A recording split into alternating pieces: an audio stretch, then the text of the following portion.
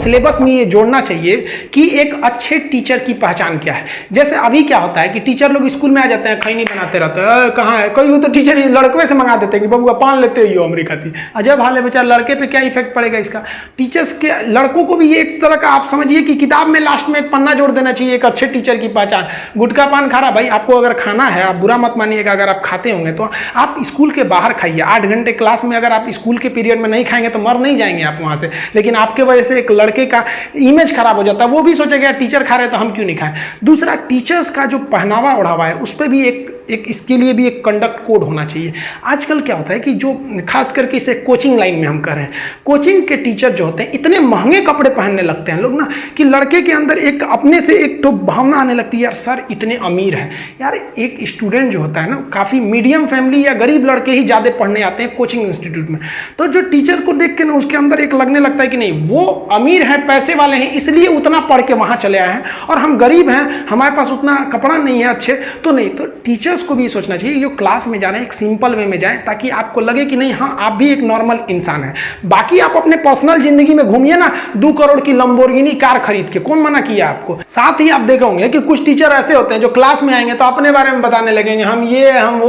अरे भाई साहब, आप अपने ज्यादा अपने बारे में क्या जरूरत है हाँकने का। नॉर्मल चीजें बताइए ताकि लड़कों को थोड़ा बहुत इंटरटेन भी होते रहे। और अगर आप बहुत पढ़ने में अच्छे भी थे या बहुत अमीर घर के भी थे तो लड़कों के सामने इस तरह से बोलिए कि देखो भाई हम भी बहुत कमजोर थे पढ़ने में, हम भी नॉर्मल फैमिली से आते थे, हम भी मेहनत किए, हम भी आगे आ सकते, तुम भी आ जाओगे। तो वहां क्या होता है, फेंकने लगते हैं लोग, हम ये थे हम वो थे। इस पे भी थोड़ा गवर्नमेंट को रोक लगाना चाहिए। और गवर्नमेंट क्या रोक लगाएगी, लड़कों को दे दो कि भैया ये चीजें अगर टीचर कर रहा है तो फालतू है। साथ ही टीचर्स को एक चीज और देखे होंगे कि एक टीचर दूसरे टीचर की बड़ी बुराई करता है, अरे वो फालतू पढ़ाता है, ये पढ़ाता है। अरे भाई आप कौन होते हैं बताने वाले, आप इस चीज के टीचर हैं कि कौन अच्छा पढ़ा रहा है कौन खराब पढ़ा है। लड़का बेवकूफ नहीं है, आज के वक्त में वो सब देख लेता है, और भला करे भगवान यूट्यूब का। तो आज जो टीचर के बारे में लड़का पहले क्या था कि एडमिशन लेने के बाद जानता था कि ये टीचर कैसा है कैसा पढ़ाएगा, अब यूट्यूब पे ही देख लेता है कि कैसा पढ़ाएंगे। तो सरकार को क्या करना चाहिए, किताबों के पीछे कुछ ऐसे लिस्ट दे देने चाहिए कि अगर ये चीजें आपके टीचर में है तो समझिए कि आपके टीचर अच्छे नहीं है, ये डी ग्रेड के चले जाएंगे। इससे क्या होगा कि वो टीचर को भी समझ में आएगा भाई साहब हर किताब के पीछे लिखा हुआ है कि गुटखा खाने वाला टीचर फालतू होता है। अब वो क्या होगा, उनको मन भी रहेगा ना तो गेट के बाहर खाएंगे, थूक थाक कहेंगे हमको डी ग्रेड का घोषित कर देगा। इससे क्या होता है कि टीचर्स के ऊपर एक मनोवैज्ञानिक एक सामाजिक प्रेशर पड़ेगा और वो लड़कों के प्रति एक अच्छा व्यवहार करेंगे।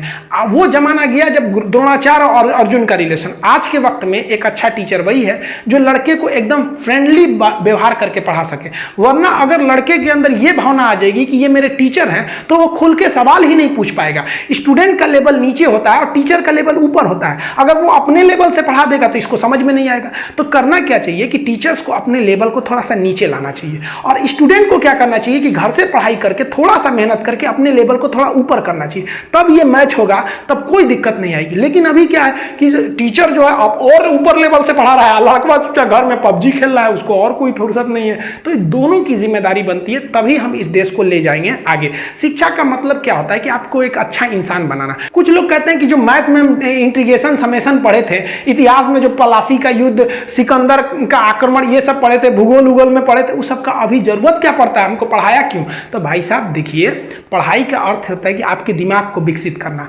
जो व्यक्ति ये मैथ में पढ़ा होगा ना, इंटीग्रेशन समेशन, और ये जो अच्छे पढ़े लिखे लोग होते हैं वो कभी भी चाय की दुकान पर छोटे मोटे बहस में भाग नहीं लेते हैं। अगर आप उनको बहस में घेरिएगा ना तो कहेंगे अच्छा भैया ठीक है फिर मिलेंगे।